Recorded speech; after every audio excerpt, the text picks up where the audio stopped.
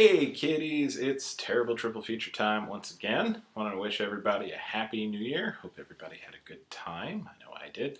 Had a little too much of a good time, and so I didn't get around to a video last week. I'm sorry, but I just took a break. But this year we will have so many good videos. We've got a lot of crazy shit for this month.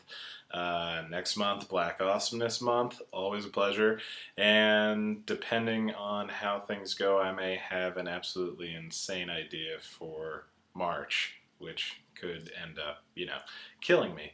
But we'll see. In the meantime, let's do what we were supposed to do last week, which was my favorite movies of 2014. I didn't see every movie last year, so I'm not really saying that any movie that's not on this list wasn't great. It's just these three were my particular favorites. And if you think less of me afterwards, I don't blame you. So my favorites of 2014 were Pain and Gain, American Hustle, and Pacific Rim. It's not really hard to justify why I enjoy Pain and Gain. It's more of a, you have to live with yourself for liking Pain and Gain. But then again, I just spent $5 on an Ernest 3-pack, so maybe I'm not the person I thought I was to begin with. Pain and Gain is Michael Bay's attempt to do kind of Barry Sonnenfeld, Elmore Leonardy type of crime movie based on an actual crime. If you go to the newspaper that I'll post a link to, this actually happened, and everything that happened was a lot worse than the stuff that happened in the movie. But the movie is more of just a true crime, fun version of it. Extortion and torture and murder of several people. Yeah, I don't know why I enjoy it as much as I do. Oh, wait, yes I do. The Rock. Dwayne Johnson really just steals this movie, which is not to say that Mark Wahlberg isn't killing it, because he really is, and also Anthony Mackie.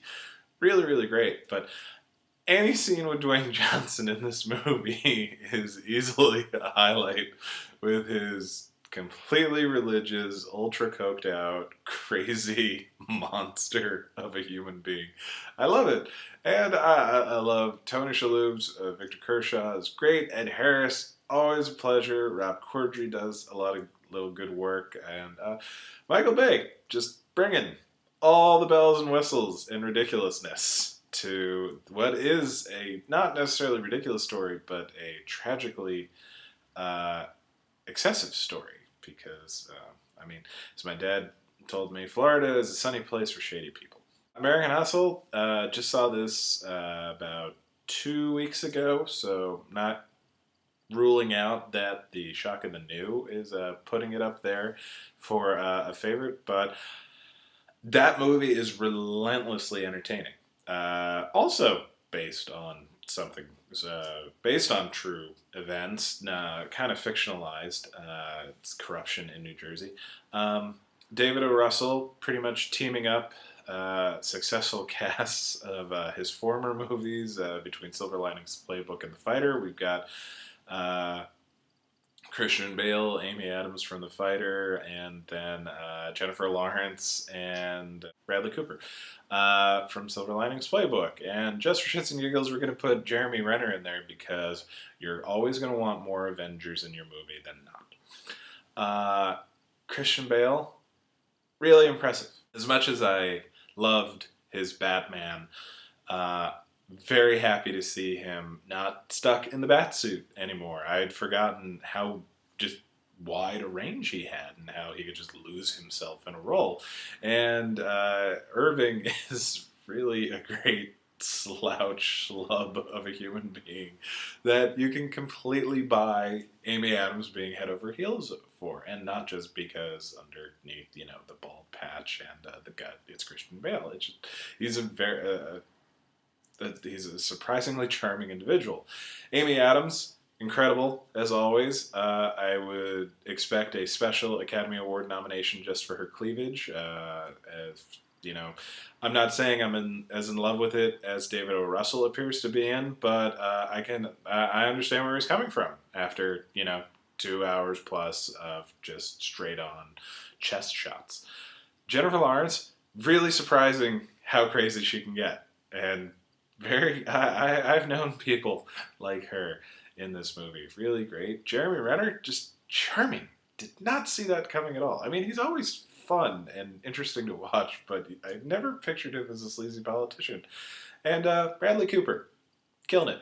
Just going absolutely for broke with the perm and the craziness and the intensity. Just wonderful.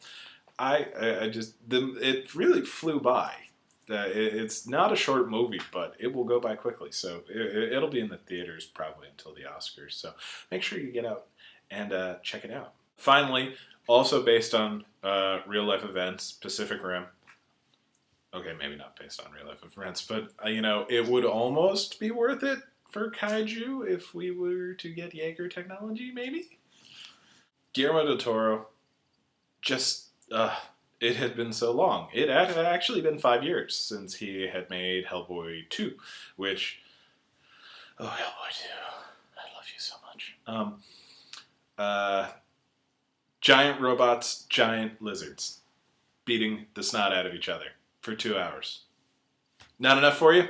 Understandable. Okay, well, how about Idris Elba and Charlie Hunnam and Rinko Kikuchi and Charlie Day and just because I like you, a little Ron Perlman. This enough? Big spectacle in 3D, awesomeness, giant. There are toys. You could buy the toys. I've bought a few of the toys, and by few I mean all. Probably never getting a sequel to that one, but it would be great.